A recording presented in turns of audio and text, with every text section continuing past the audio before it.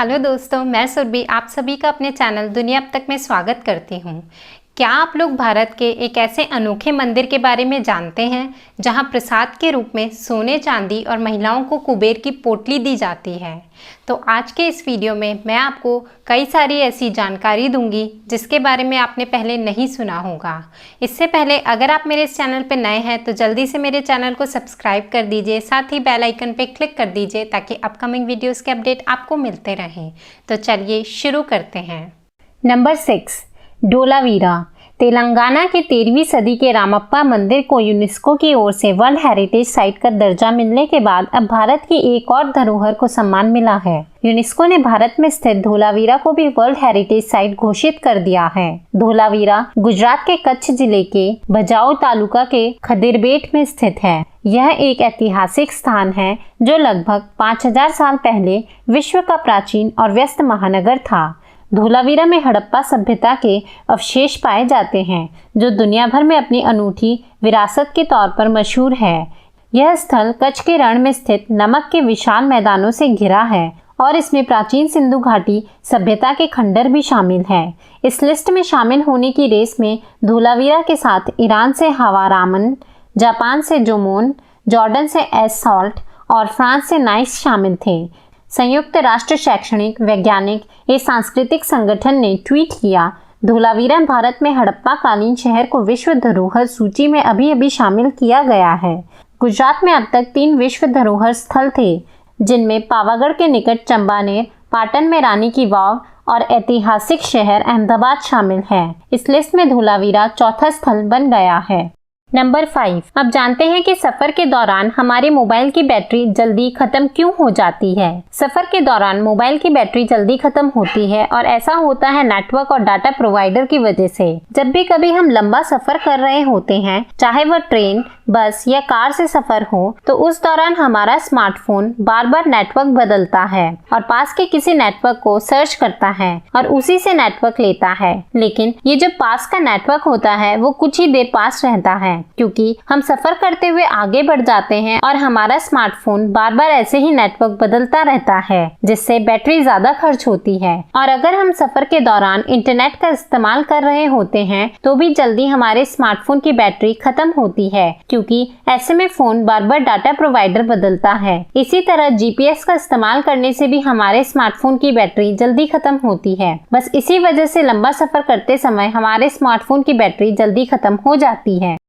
Number 4, अब जानते हैं ऐसे रेलवे स्टेशन के बारे में जहां शाम ढलने के बाद आज भी कोई नहीं जाता। भूत के डर से वहां 40 साल से बंद पड़ा था ये रेलवे स्टेशन। भारत में एक ऐसा रेलवे स्टेशन है जो रहस्यमय मौतों और एक साई की वजह से करीब 40 साल तक बंद रहा। इस रहस्यमय स्थान का नाम है बेगुनकोड़ो रेलवे स्टेशन। यह रेलवे स्टेशन वेस्ट बंगाल के पुरुलिया जिले में है।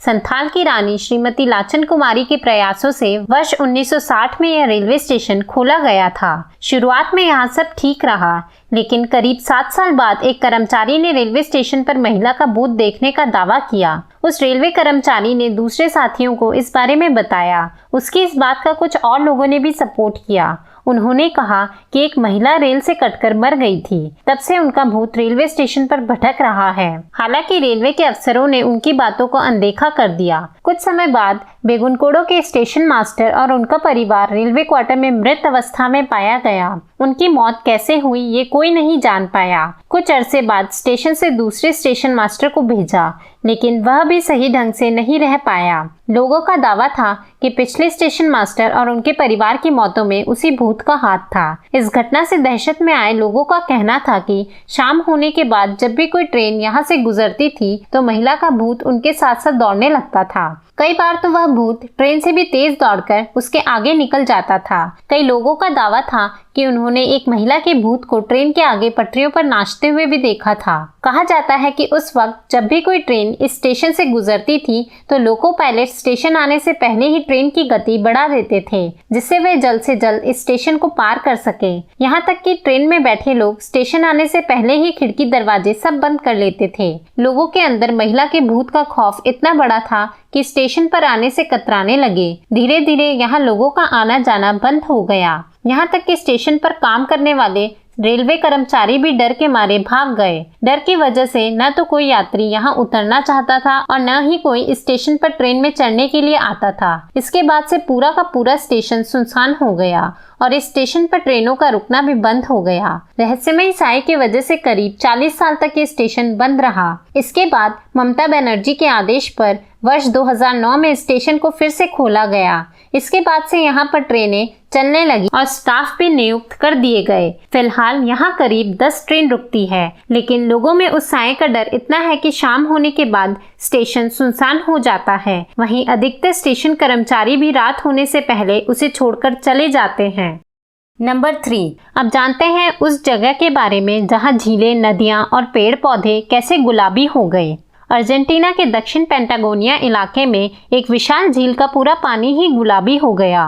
विशेषज्ञों और एनवायरमेंटल एक्टिविस्ट का कहना है कि इस झील के गुलाबी होने की वजह एक केमिकल है। सोडियम सल्फाइड के प्रयोग ने पूरी झील के पानी को दूषित कर दिया है। सोडियम सल्फाइड का इस्तेमाल झींगा मछली को एक्सपोर्ट करने के लिए स्टॉक किए जाने के लिए होते हैं। सोडियम सल्फाइड एंटीबैक्टीरियल प्रोडक्ट है जिसका इस्तेमाल मछलियों की फैक्ट्रियों में किया जाता है। यह केमिकल नदी और झीलों में जा रहा है। इसके अलावा मछली का वेस्ट भी नदियों को दूषित कर रहा है। स्थानीय लोग इसकी बदबू से परेशान हैं। पिंक पॉल्यूशन सिर्फ नदियों के जल को ही दूषित नहीं कर रहा, बल्कि प्रदूषण की वजह से आसपास के कुछ पेड़ पौधे भी गुलाबी रंग में बदल गए हैं। इस प्रदूषण की वजह से प्रकृति को भारी नुकसान पहुंच रहा है। स्थानीय लोग लंबे समय से नदी और झील के आसपास पर्यावरण को नुकसान पहुंचाने वाली फैक्ट्रियों की शिकायत कर रहे हैं, लेकिन अब तक कोई एक्शन नहीं हुआ है। पर्यावरण कार्यकर्ता भी कई बार प्रोटेस्ट कर चुके हैं, लेकिन कोई सुनवाई नहीं है। कानून के मुताबिक मछलियों के अपशिष्ट पदार्थ को नदी या पानी में छोड़ने से पहले उसे साफ करना चाहिए। केमिकल झील या नदी में नहीं जाने चाहिए, लेकिन फिर भी झील के पास स्थित कंपनियां कानून का पालन नहीं कर रही है, जिसकी वजह से नदी, झीलें, पेड़ पौधे गुलाबी हो गए हैं। नंबर 2, अब जानते हैं कि रोटी फूलती क्यों है। बचपन से लेकर आज तक हमने हमेशा ये देखा है कि घर में पकाई जाने वाली रोटियों को तवे पर सेकने के बाद जैसे ही चूल्हे पर रखते हैं तो वह फट से फूल जाती है। पर क्या कभी हमने ये सोचा है कि ये कैसे हो जाता है? बेलन से गोल रोटी बनाने के बाद अचानक तवे पर वह फूल कैसे जाती है? तो चलिए जानते हैं कि रोटी फूलने की असल वजह क्या है। बताया जाता है कि रोटी को फूलने के पीछे कोई रॉकेट साइंस नहीं है। दरअसल रोटी के फूलने की वजह कार्बन डाइऑक्साइड गैस है। जब हम आटे में पानी मिलाकर उसे गूंथते हैं तब उसमें प्रोटीन की परत बन जाती है। इस लचीली परत को ग्लूटेन कहा जाता है। ग्लूटेन की सबसे खास बात यह है कि वो अपने अंदर कार्बन डाइऑक्साइड सोख लेता है। अब जानते हैं कि रोटी के अंदर कौन सी गैस भरी होती है। ग्लूटेन युक्त आटा गूंथने के बाद फूलता है। इसके पीछे भी कार्बन डाइऑक्साइड ही है, इसलिए आटे को कुछ देर रखा भी जाता है। जब रोटी को सेका जाता है तो उस दौरान ग्लूटेन कार्बन डाइऑक्साइड को बाहर जाने से रोकता है। इस वजह से रोटी के बीच में गैस भर जाती है और वो फूल जाती है। वहीं जो भाग तवे से चिपका रहता है उस साइड परत बन जाती है। गेहूं के आटे में ग्लूटेन अधिक मात्रा में होता है। इस वजह से गेहूं की रोटी आसानी से फूल जाती है, लेकिन वहीं जौ, बाजरा, मक्की की रोटियां कम फूलती हैं क्योंकि इनमें उस तरीके से ग्लूटेन नहीं बन पाता है। नंबर 1, अब जानते हैं भारत के ऐसे अनोखे मंदिर के बारे में जहां प्रसाद में सोना, चांदी और महिलाओं को धन की पोटली मिलती है। आस्था और विश्वास के देश भारत में कई ऐसे मंदिर हैं जो बेहद रहस्यमयी हैं। कोई मंदिर अपनी बनावट को लेकर, कोई अपनी कथाओं के लिए, तो कोई अपने प्रसाद के लिए प्रसिद्धि बटोरे हैं। इन मंदिरों में कई ऐसी बातें हैं जो इन्हें अनोखा बनाती है। ऐसा ही एक मंदिर मध्य प्रदेश के रतलाम जिले में है। ये मंदिर माता लक्ष्मी का मंदिर है।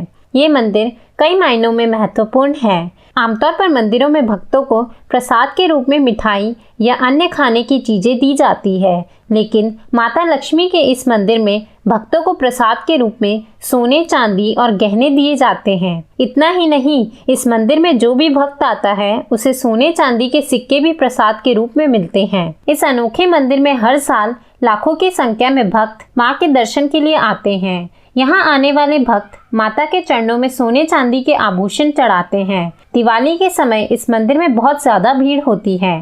धनतेरस से लेकर 5 दिन तक इस अनोखे मंदिर में दीपोत्सव आयोजित किया जाता है और इन 5 दिनों में माता का श्रृंगार भी भक्तों के द्वारा अर्पित किए गए गहनों और धन से किया जाता है। दीपोत्सव के समय इस मंदिर में बहुत भीड़ होती है।